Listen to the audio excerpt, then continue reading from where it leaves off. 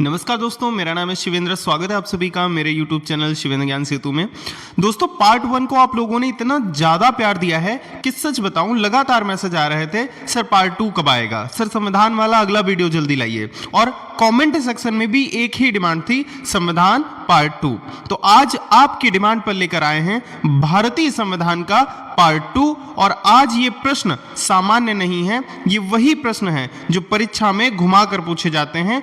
अगर आपने पूरा वीडियो ध्यान से देख लिया तो संविधान से आपके 5 से 7 नंबर लगभग पक्के हो जाते हैं। तो चलिए बिना समय बर्बाद किए पहला प्रश्न देखेंगे, यानी कि हमारा प्रश्न नंबर 51 पार्ट 2 का।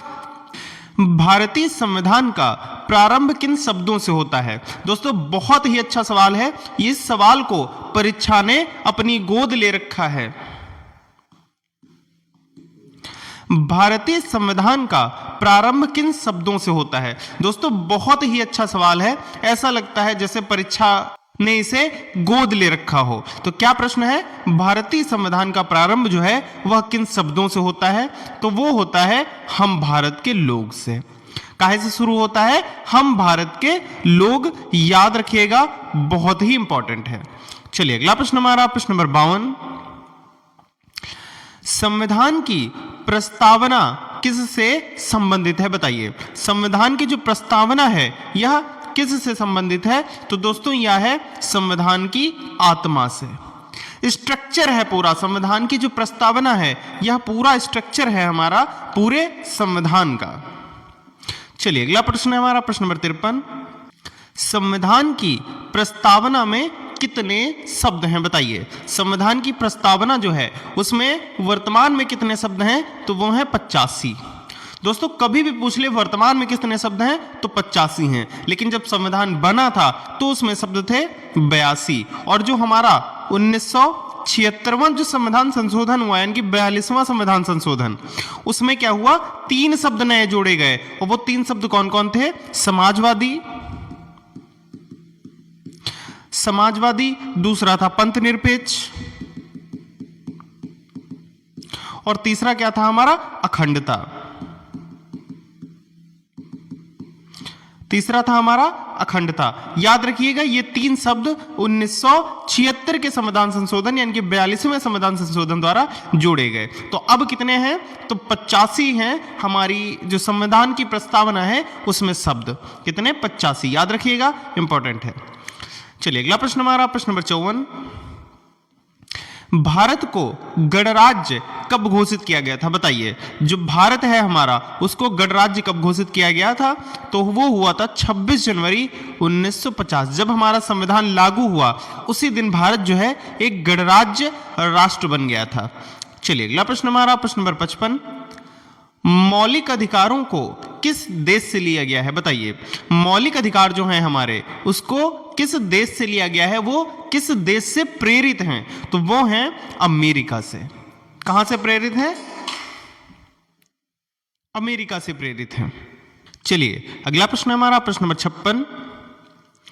नीति निर्देशक तत्व किस देश से लिए गए हैं? बताइए। जो हमारे नीति निर्देशक तत्व हैं वह किस देश से लिए गए हैं? तो वह लिए गए हैं आयरलैंड से।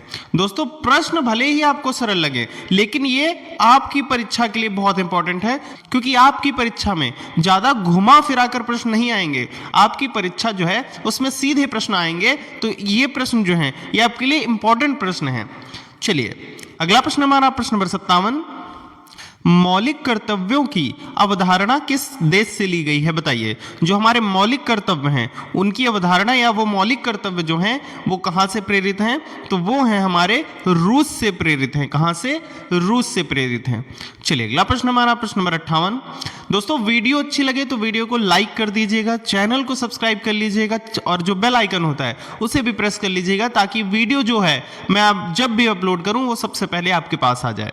तो बताइए, जो संविधान सभा के उपाध्यक्ष थे वह कौन थे? बताइए। जो संविधान सभा के उपाध्यक्ष थे वह कौन थे?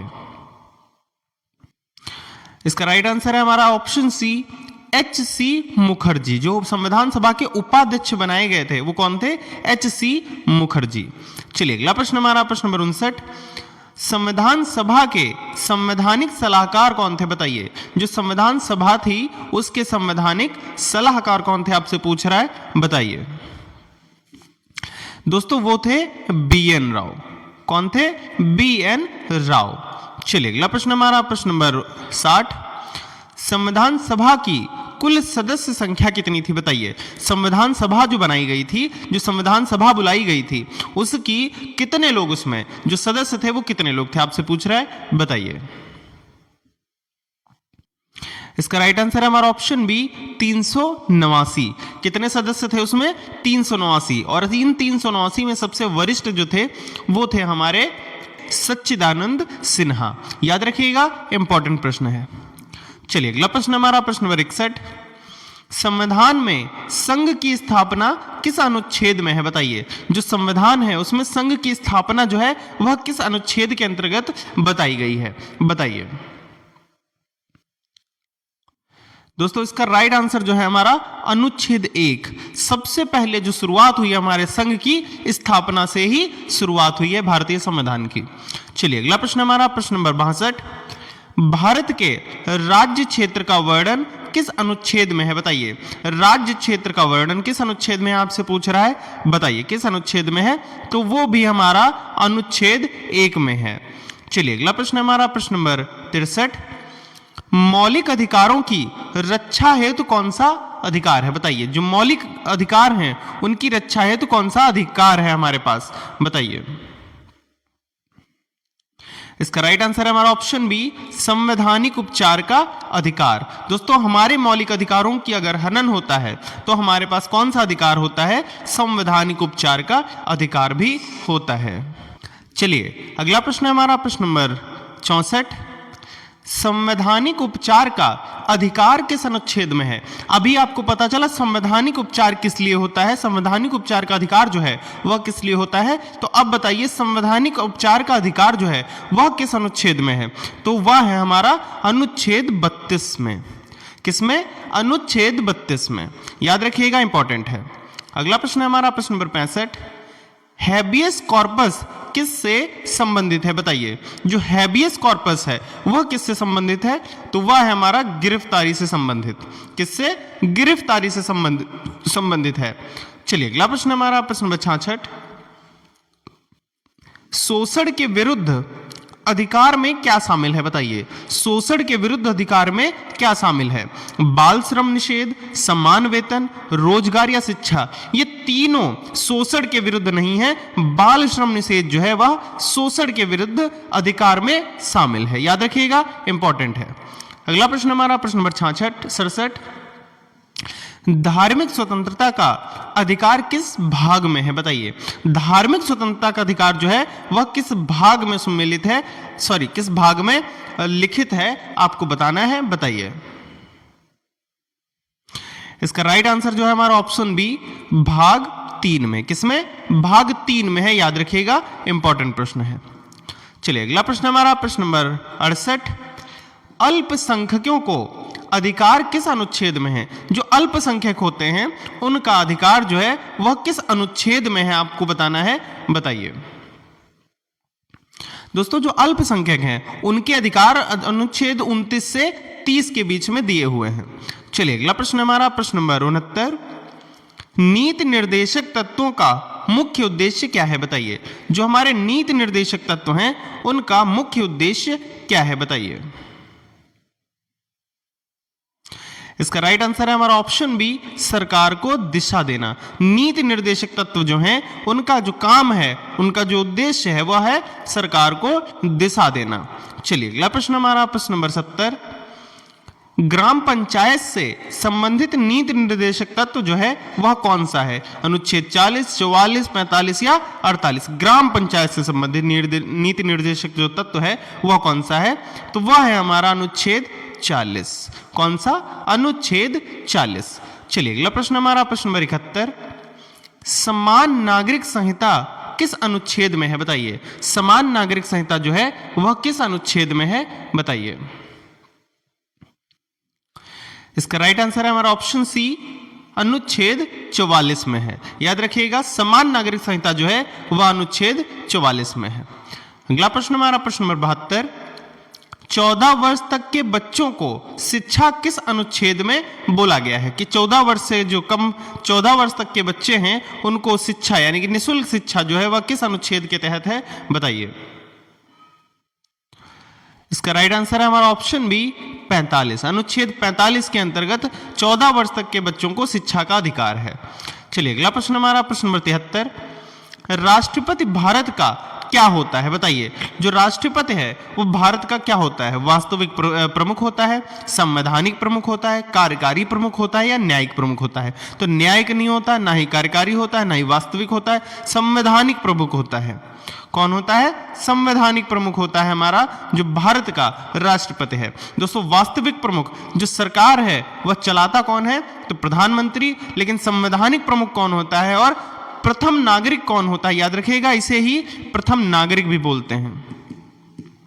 जो हमारा राष्ट्रपति होता है वही प्रथम नागरिक होता है और संवैधानिक प्रमुख भी होता है।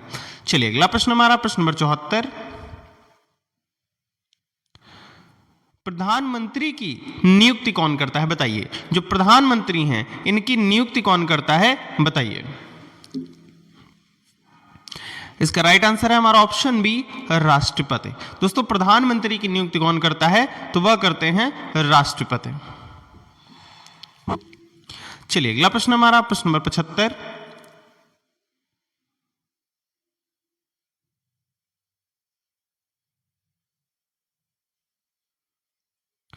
मंत्रिपरिषद किसके प्रति उत्तरदायी होती है? बताइए। जो मंत्रिपरिषद होती है वह किसके प्रति उत्तरदायी होती है? बताइए। दोस्तों इस प्रश्न में आप लोगों का डाउट होगा कि प्रधानमंत्री तो इलेक्शन जीत के आते हैं, तो ये बात सच है। जो देखिए जो राष्ट्रपति होते हैं वो अपनी मर्जी से किसी को नहीं चुन सकते हैं। जो लोकसभा में बहुमत प्राप्त करके जो दल है वो बहुमत प्राप्त करके आएगा, उसी में जो हमारे राष्ट्रपति हैं उसमें प्रधानमंत्री चुनते हैं, नियुक्त करते हैं। तो याद रखिएगा, कंफ्यूजन नहीं रखनी है आपके मन में, कंफ्यूजन नहीं रखनी है अपने मन में।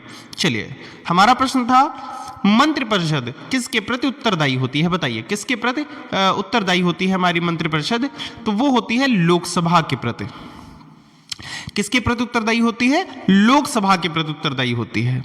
चलिए अगला प्रश्न हमारा प्रश्न नंबर 76, लोकसभा अध्यक्ष का चुनाव कौन करता है? बताइए। जो लोकसभा अध्यक्ष होता है इसका चुनाव कौन करता है? आपसे पूछ रहा है, बताइए।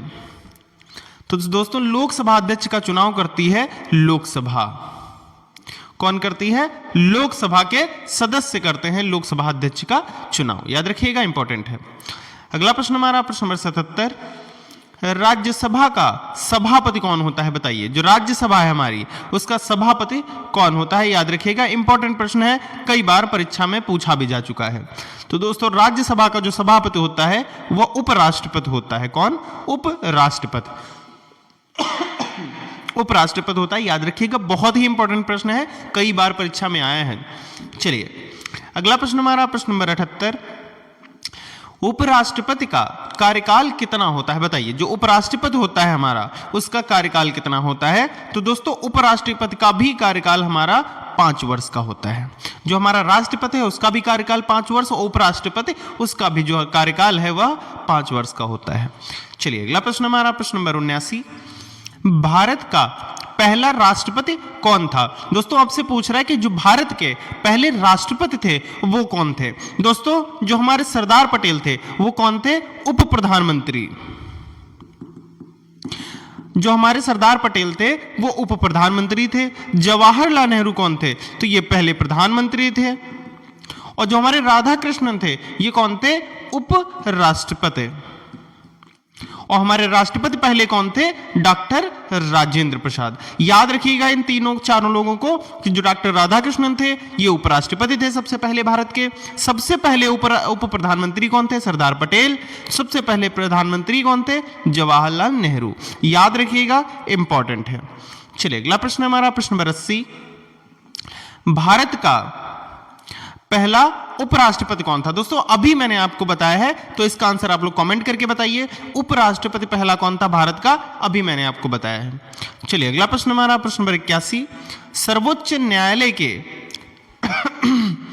सर्वोच्च न्यायालय के न्यायाधीशों की सेवानिवृत्ति आयु कितनी होती है बताइए। कितने वर्ष बाद वो रिटायर हो जाते हैं, आपसे पूछ रहा है, बताइए। तो दोस्तों सर्वोच्च न्यायालय के जो न्यायाधीश हैं उनकी जो सेवानिवृत्ति यानी कि रिटायरमेंट आयु क्या होती है, तो 65 वर्ष होती है। कितनी? 65 वर्ष, याद रखिएगा। चलिए अगला प्रश्न हमारा प्रश्न नंबर 82, हाईकोर्ट के न्यायाधीशों की सेवानिवृत्ति कितनी होती है दोस्तों। यानी कि जो हमारे हाईकोर्ट होते हैं, अभी आपने क्या देखा, उच्चतम यानी कि सुप्रीम कोर्ट, और ये है उच्च न्यायालय। हाई कोर्ट को हम लोग उच्च न्यायालय बोलते हैं। तो इसके जो न्यायाधीश हैं इनकी रिटायरमेंट क्या होती है, ये आपसे पूछ रहा है। तो इनकी होती है 62 वर्ष। दोस्तों सर्वोच्च न्यायालय के 65 वर्ष, उच्च न्यायालय के 62 वर्ष, याद रखिएगा, इंपॉर्टेंट हो सकता है आपकी परीक्षा के लिए। चलिए अगला प्रश्न हमारा प्रश्न नंबर 83, भारत में कितने प्रकार की आपातकालीन व्यवस्थाएं हैं बताइए। कितने प्रकार की आपातकालीन व्यवस्थाएं हैं। आपातकालीन आपने सुना होगा, लेकिन कितने प्रकार की आपातकालीन व्यवस्थाएं हैं, तो वो हैं 3 प्रकार की। कौन कौन सी? सबसे पहली है राष्ट्रीय आपातकाल, दूसरा है राष्ट्रपति शासन, और तीसरा है वित्तीय आपातकाल। और जो हमारा वित्तीय आपातकाल है यह अनुच्छेद 360 के अंतर्गत आता है, और ये अभी तक एक बार भी अपने भारत में नहीं लगा है। याद रखिएगा, इंपॉर्टेंट प्रश्न है, घुमा कर कहीं ना कहीं से आपकी परीक्षा में पूछा जा सकता है। चलिए अगला प्रश्न हमारा प्रश्न नंबर 84, राष्ट्रपति शासन किस अनुच्छेद में है दोस्तों। राष्ट्रपति शासन अभी मैंने आपको बताया, जो वित्तीय आपातकाल था वो अनुच्छेद 360, लेकिन जो हमारा राष्ट्रपति शासन है वो 356 में है। किसमें? 356, अनुच्छेद नंबर 356 के अंतर्गत राष्ट्रपति शासन लगाया जा सकता है। चलिए अगला प्रश्न हमारा प्रश्न नंबर 85, वित्तीय आपातकाल किस अनुच्छेद में है। अभी दोस्तों मैंने आपको बताया जो हमारा वित्तीय आपातकाल है वह अनुच्छेद 360 में है, और ये अभी तक एक बार भी नहीं लगा है। चलिए अगला प्रश्न हमारा प्रश्न नंबर 86, निर्वाचन आयोग किस अनुच्छेद में है बताइए दोस्तों। जो निर्वाचन आयोग है उसकी स्थापना, संरचना और शक्तियों का वर्णन किस अनुच्छेद में है, आपसे पूछ रहा है, तो वह है अनुच्छेद 324 में। याद रखिएगा, इंपॉर्टेंट प्रश्न है। अभी निर्वाचन आयोग को लेकर थोड़ा सा बवाल हुआ था, तो ये प्रश्न आपकी परीक्षा में आ सकता है, इंपॉर्टेंट है, याद रखिएगा। चलिए अगला प्रश्न हमारा प्रश्न नंबर 87, चुनाव में मतदान की न्यूनतम आयु कितनी होती है दोस्तों। यानी कि जो वोटर है वो वोटर कब बन जाता है, कोई इंसान, कोई बच्चा, कोई महिला, कोई औरत, जो वोटर है वो किस उम्र में बन जाता है, आपसे पूछ रहा है, सिंपल तरीके से बताइए। तो दोस्तों जो वोटर है, हम लोग मतदान यानी कि हम लोग वोट कब डाल सकते हैं, जब हम लोग 18 वर्ष के हो जाते हैं। उससे पहले हम लोग वोट नहीं डाल सकते हैं। याद रखिएगा, छोटा सा प्रश्न है लेकिन इंपॉर्टेंट हो सकता है। चलिए अगला प्रश्न हमारा प्रश्न नंबर 88, नियंत्रक एवं महालेखा परीक्षक CAG की नियुक्ति कौन करता है दोस्तों। नियंत्रक एवं महालेखा परीक्षक जो होता है CAG जिसे बोलते हैं, उनकी नियुक्ति कौन करता है, तो उनकी नियुक्ति होती है हमारे राष्ट्रपति के द्वारा। किसके द्वारा होती है, तो हमारे राष्ट्रपति के द्वारा, याद रखिएगा। अगला प्रश्न हमारा प्रश्न नंबर 89, संघ लोक सेवा आयोग किस अनुच्छेद में है बताइए। जो हमारा संघ लोक सेवा आयोग है वह किस अनुच्छेद में, उसकी जो संरचना है, उसकी स्थापना का वर्णन है, बताइए। इसका राइट आंसर है हमारा ऑप्शन ए 315। दोस्तों संघ लोक सेवा आयोग जो है उसकी स्थापना का वर्णन जो है हमारे 300 अनुच्छेद 315 में दिया गया है। चलिए अगला प्रश्न हमारा प्रश्न नंबर 90, मौलिक कर्तव्य किस भाग में है दोस्तों बताइए। ये इंपॉर्टेंट प्रश्न है। जो हमारे मौलिक कर्तव्य हैं वो किस भाग में है, आपको बताना है, बताइए। दोस्तों इसका राइट आंसर है हमारा ऑप्शन सी, भाग 4 का ए। दोस्तों भाग 4A में हमारे मौलिक कर्तव्य हैं वह दिए गए हैं। इसमें भाग 4 और भाग 4A में कंफ्यूज हो जाते हैं लोग, तो याद रखिएगा इसका राइट आंसर क्या हो जाएगा, भाग 4A। चलिए अगला प्रश्न हमारा प्रश्न नंबर 91, भारत का संविधान कितना कठोर है बताइए। जो हमारा भारत का संविधान है ये कितना कठोर है, आपसे पूछ रहा है, बताइए। इसका राइट आंसर है हमारा ऑप्शन सी, आंशिक कठोर है। ज्यादा नहीं, आंशिक कठोर है हमारा जो भारत का संविधान है। चलिए अगला प्रश्न हमारा प्रश्न नंबर 92, संघात्मक व्यवस्था किस पर आधारित है बताइए। संघात्मक व्यवस्था जो है वह किस पर आधारित है, तो वह है शक्तियों का विभाजन। जो संघात्मक व्यवस्था है वह शक्तियों के विभाजन पर आधारित है, याद रखिएगा। चलिए अगला प्रश्न हमारा प्रश्न नंबर 93। राज्य सूची किस अनुसूची में है बताइए। राज्य सूची जो है वह किस अनुसूची में है आपसे पूछ रहा है। तो जो राज्य सूची है वह 7वीं अनुसूची में दी गई है। किसमें? 7वीं अनुसूची, याद रखिएगा। चलिए अगला प्रश्न हमारा प्रश्न नंबर 94। 8वीं अनुसूची किससे संबंधित है? दोस्तों 7वीं अनुसूची आपने देख लिया, 8वीं अनुसूची जो है हमारी वह किससे संबंधित है? तो वह है भाषाओं से संबंधित। भाषाएं दी गई हैं इसमें, तो वह किससे संबंधित है? भाषाओं से। चलिए अगला प्रश्न हमारा प्रश्न नंबर 95।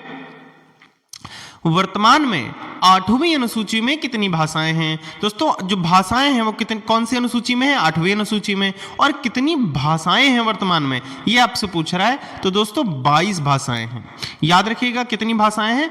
22 भाषाएं हैं। चलिए अगला प्रश्न हमारा प्रश्न नंबर 96। संविधान संशोधन की प्रक्रिया कौन करता है बताइए। संविधान संशोधन कौन कर सकता है आपसे पूछ रहा है, ऐसे डायरेक्ट तरीके से बताइए। जो संविधान संशोधन है वो कौन कर सकता है? तो वह कर सकती है संसद। कौन? संसद। राष्ट्रपति डायरेक्ट नहीं कर सकता, सर्वोच्च न्यायालय नहीं, चुनाव आयोग नहीं, संसद जो है हमारे संविधान में संशोधन कर सकती है, याद रखिएगा। इंपॉर्टेंट प्रश्न है, आपसे पूछा जा सकता है। चलिए अगला प्रश्न हमारा प्रश्न नंबर 97। संविधान की व्याख्या करने का अधिकार किसे है बताइए। जो हमारा संविधान है इसकी व्याख्या करने का अधिकार किसे है आपसे पूछ रहा है, बताइए। तो दोस्तों संविधान की व्याख्या करने का अधिकार जो है वह सर्वोच्च न्यायालय को है। किसको? सर्वोच्च न्यायालय को है संविधान की व्याख्या करना। चलिए अगला प्रश्न हमारा प्रश्न नंबर 98। भारतीय संविधान किस प्रकार का है बताइए। भारतीय संविधान जो है वह किस प्रकार का है बताइए। दोस्तों हमारा जो भारतीय संविधान है यह लिखित संविधान है। कैसा है? लिखित। और दुनिया का सबसे बड़ा लिखित संविधान है हमारे भारत का संविधान। चलिए अगला प्रश्न हमारा प्रश्न नंबर 99। भारत का संविधान किस वर्ष अपनाया गया था बताइए। जो भारत का संविधान है यह किस वर्ष अपनाया गया था बताइए। दोस्तों हमारा जो भारत का संविधान है यह 1949 को अपनाया गया था। कब? 1949 को। ये बनना शुरू कब हुआ था? संविधान सभा हमारी 1946 को बुलाई गई थी और ये बन के तैयार हुआ 1949 में, 26 नवंबर 1949 को। और यही 2 वर्ष 11 माह 18 दिन लगे थे हमारे भारतीय संविधान को बनने में। 1946 से 9 दिसंबर 1946 से 26 नवंबर 1949 तक बीच का टाइम कितना है? 2 वर्ष 11 महीने 18 दिन, याद रखिएगा। बहुत ही इंपॉर्टेंट प्रश्न है। चलिए अगला प्रश्न हमारा प्रश्न नंबर 100। संविधान देश की सर्वोच्च विधि है, इसका क्या अर्थ है? दोस्तों संविधान जो है वह देश की सर्वोच्च विधि है। विधि मतलब कानून है। इसका अर्थ क्या है आपसे पूछ रहा है, बताइए। इसका राइट आंसर है हमारा ऑप्शन सी, संविधान सर्वोच्च। दोस्तों संविधान देश की सर्वोच्च विधि है, मतलब सर्वोच्च नियम, यानी कि जो हमारा संविधान है उसके ऊपर कुछ नहीं है, सबसे ऊपर क्या है? संविधान। तो संविधान के बाद ही सारे पद, सारी कुछ चीजें आती हैं। तो दोस्तों आज के वीडियो में 50 और प्रश्न हो गए हमारे, यानी कि इसका पार्ट 2 भी कंप्लीट हो गया। आज आपकी डिमांड से आया था ये पार्ट 2। और अगर आपने वीडियो को लाइक नहीं किया है तो वीडियो को लाइक कर दीजिएगा। अगर आप चैनल पर नए हैं तो चैनल को सब्सक्राइब कर लीजिएगा। मिलते हैं अगले वीडियो में, तब तक के लिए जय हिंद।